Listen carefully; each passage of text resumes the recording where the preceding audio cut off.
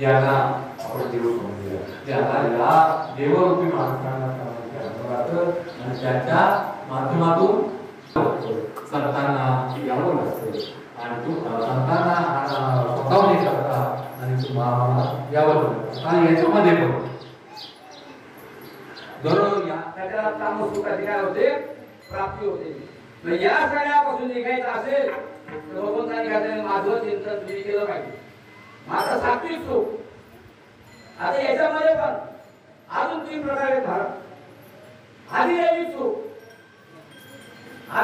म्हणजे देव घरा येतो.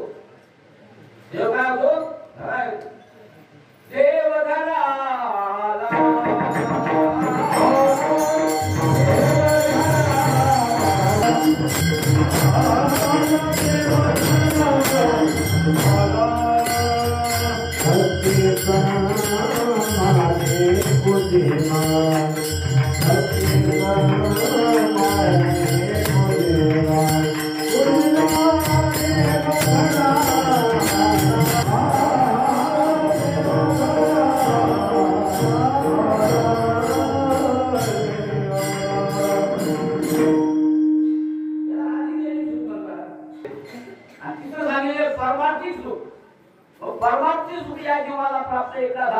खाली यावं लागलं महाराज.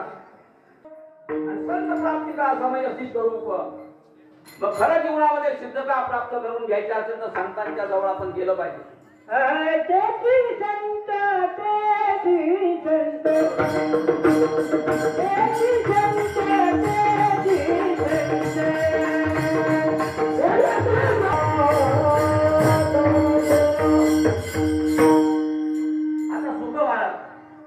सुखापासून त्याला वंचित राहावं लागलं. रावणाला काय शब्द सुख होतं का? पण स्थितीला उपस्थित करण्याकरता त्या सुखापासून त्याला वंचित राहावं लागलं. बरोबर आहे. एक प्रसंग असा, एक जण वारकरी आपला पंढरपूरला चालला होता आणि पंढरपूरला जात असताना एक रेल्वेचं फाटक लागलं आणि रेल्वेचं फाटक लागलेलं असताना एक 4 चाकी गाडी थांबलेली होती आणि 4 चाकी गाडी त्याला पाहून त्याला असं वाटलं की एवढ्या वर्ष आज वारी करतो माझी पायी वारी मला याचं सुखरी प्राप्त व्हायचं. गाडीमध्ये बसून जायचं सुखरी प्राप्त होणार. परंतु रेल्वे फाटक बंद असल्यामुळे ती गाडी त्या ठिकाणी थांबली आणि गाडी त्या ठिकाणी थांबल्यानंतर त्याच्यातनं तो जे शेठ मनुष्य होता ना त्याच्या पल्ल्यामध्ये 2 हातांनी घातले त्याला खाली उतरवला. म्हणजे त्याला चालता येत नव्हतं. त्याला चालता येत नव्हतं. याच्या मनावर आता परिणाम झाला. तो ते माझं काय वाईट आहे. मी कमीत कमी माझ्या पायाने चालत पंढरपूरला जाऊ शकतो. परंतु हा सगळं ऐश्वर्य असून सुद्धा याला चालत पंढरपूरला जाता येत नाही. म्हणजे सुखात काय होतं सुख वाजव होतं महाराष्ट्रात. आता तुझा आता एक प्रसंग सांगतो. एकदा असा प्रसंग आला. एका साधूकडे एक बाई तिला असं वाटलं का माझा मुलगा आता मेलेला आहे. माझा मुलगा मेलेला आहे म्हणजे त्याला आता जीवन जगणार असं म्हणून साधू जवळ गेली. त्या साधूने काय सांगितलं म्हणजे आजी आता एक काम कर. तुझ्या गावामध्ये प्रत्येक घरी जा आणि ज्या घरामध्ये कोणी वारलेलं असेल त्या घरातून 1 मिनिटभर मोरी मला घेऊन ये म्हणतो. आता गावात एकटं घर आहे का पूर्ण होतं ना. बरोबर आहे. शेवटी ती कशी झाली हो तिला काही त्याचा फायदा झाला नाही आणि परत त्या साधूवर आले आणि साधूवर आल्यानंतर त्यांना सांगितलं म्हणजे असं एकही घर मला मिळालं नाही. म्हणजे थोडक्यात सांगायचं तात्पर्य काय साधू बोध झाला आणि ठाईच तुम्हाला अनुभवे म्हणजे संतांच्या जवळ चूक आहे साधूच्या जवळ चूक आहे. पण एक याचा बोध कधी होतो माणसाला आपल्याला जेव्हा तिथे जाऊन आपण बसू तेव्हा. बरोबर आहे. याच्याकरता तुळशीदासाने रामायणात सांगितलं पिलुरात संगवी वे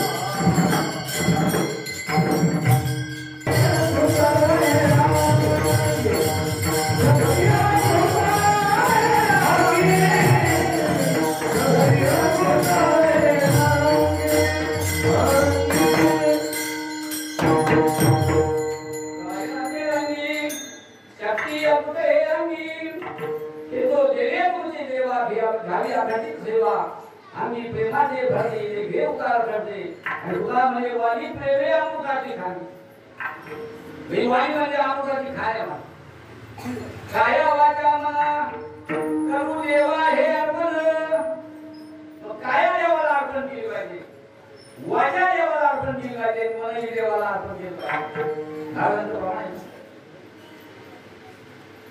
मन करावे प्रसन्न सर्व सिद्धीचे कारण आणि मोक्ष अथवा बंधन सुख समाधान इच्छा दे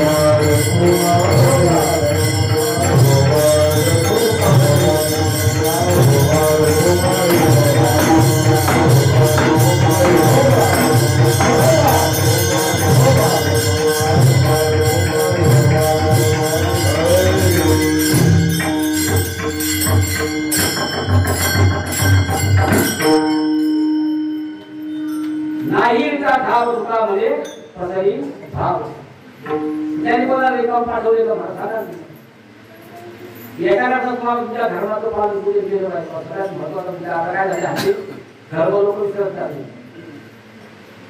धर्म काय विसरत आले त्याच्यामुळे आपण सुख गेले ना त्याचा आठवण झाली लोकला तरी सर्व सुखांचा धारा मोडला आणि जैसा अधिपास हवे हर तुला प्रकाश उजाय तुमचा धर्म लोप पावला म्हणजे काय झालं आई वडिलांना उठायचं नव्हतं समाजामध्ये फिरून द्यायचं आपण एक धर्म दिला मला त्यांची सेवा करा जायचा आत्मकर्म लागली लोकला काही सर्व सुखांचा धागा मोडला जैसा अधिपास हवे हर तुला प्रकाश उजाय आणि आता जर तुम्ही समजा धर्म सोडला धर्माचे कार्य केलं नाही तर सगळं दोष भावते दिवसोरी घेती रात्री तयाते सगळ्याते उदे देशी आपण म्हणजे याला वेळ काय नाही आणि त्या धर्मासाठी जगा धर्मासाठी मरा त्याचं जर पालन तुम्ही केलं श्रवणे पापे जाते पापाचं तुमची जातीला जाते आणि त्या धर्माची सुद्धा उन्नती होईल धर्माची सुद्धा उन्नती होईल हे करण्यासाठी महाराज म्हणतात सुखे खावे अन्न त्याचे करावे चिंतना ज्याचे दिले त्याची खावे फळ आपणाशी आहे आधार नाम त्याचे विश्वंभर नाही रिता ठाव तुका म्हणे पसरी भाव ज्ञानेश्वर